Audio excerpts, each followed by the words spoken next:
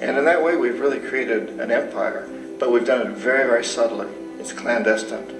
All the empires of the past were built on the military, and everybody knew they were building them. So the British knew they were building them, the French, the Germans, the Romans, the Greeks, and they were proud of it. And they always had some excuse, like spreading civilization, spreading some religion, something like that. But they knew they were doing it. We don't. The majority of the people in the United States have no idea that we're living off the benefits of a clandestine empire. That today there's more slavery in the world than ever before. And then you have to ask yourself, well, if it's an empire, then who's the emperor?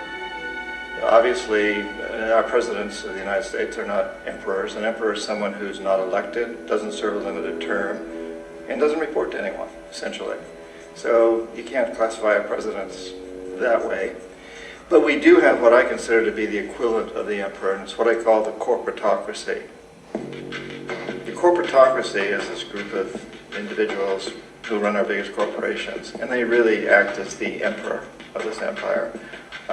They control our media, either through direct ownership or advertising. They control most of our politicians because they finance their campaigns, either through their corporations or through personal contributions that come out of the corporations. They're not elected, they don't serve a limited term, they don't report to anybody.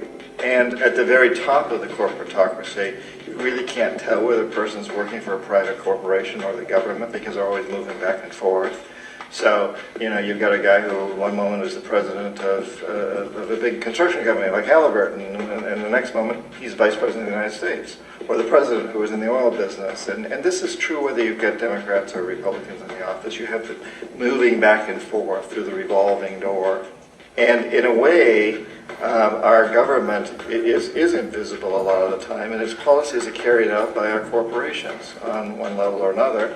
And then again, the policies of the government are basically forged by the corporatocracy and then presented to the government, and they become government policy. So it's an incredibly cozy relationship. This isn't a conspiracy theory type of thing. These people don't have to get together and plot to do things. They all basically work under one primary assumption, and that is that they must maximize profits regardless of the social and environmental costs.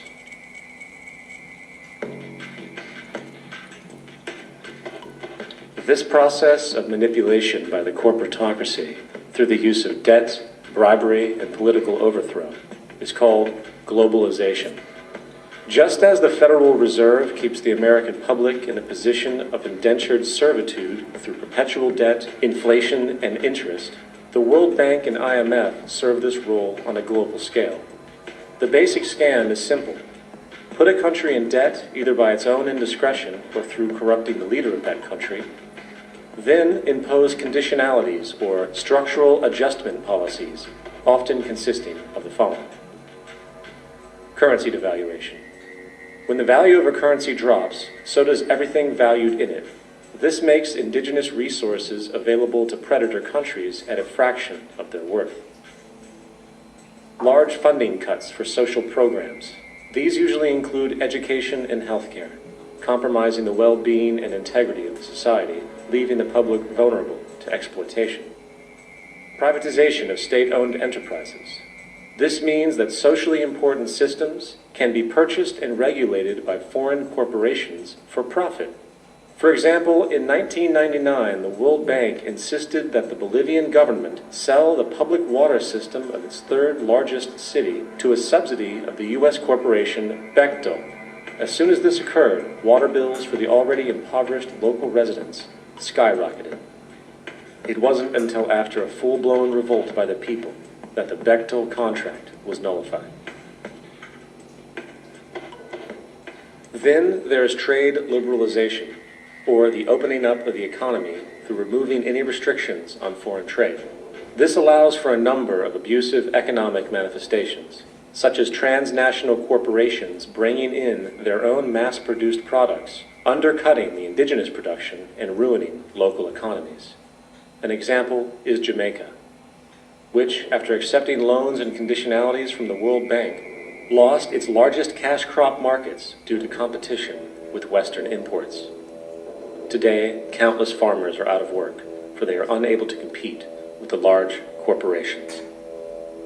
Another variation is the creation of numerous seemingly unnoticed, unregulated, inhumane sweatshop factories, which take advantage of the imposed economic hardship.